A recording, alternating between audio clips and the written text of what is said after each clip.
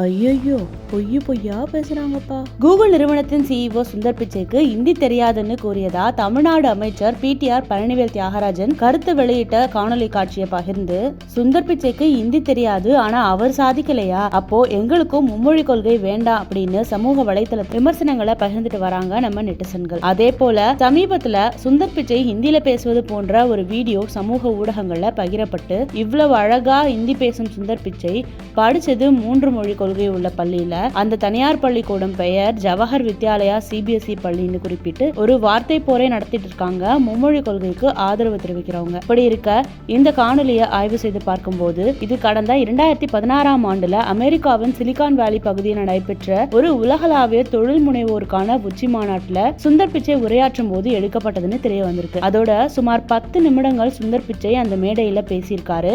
ஆனா அந்த 10 நிமிஷத்துல ஒரு நிமிஷத்துல கூட அவரு ஹிந்தி பேசவே இல்லை. முழுக்க ஆங்கிலத்துல தான் பேசியிருக்காரு. ஆனா சுந்தர் பிச்சை ஆங்கிலத்துல முழுக்க பேசிய அந்த வீடியோவை சிலர் இந்தியில டப்பிங் செய்து இந்த வீடியோவை எடிட் செய்து தவறா பகிர்ந்துட்டு வராங்க.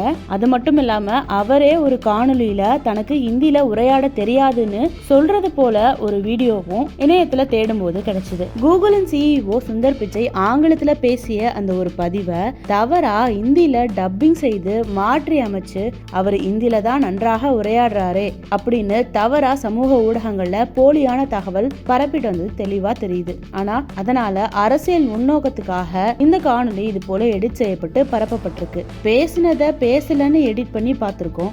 ஆனா பேசாதத, அதுவும் பேசாத மொழியில பேசின மாதிரியே பக்காவா எடிட் செஞ்சு பொருளை கிளப்பி விட்டுருக்காங்க. இது புதுசா இருக்குன்னு புதுசா இருக்கு. I came from South. I came from Chennai. I'd learned Hindi in school, but I never spoke it much.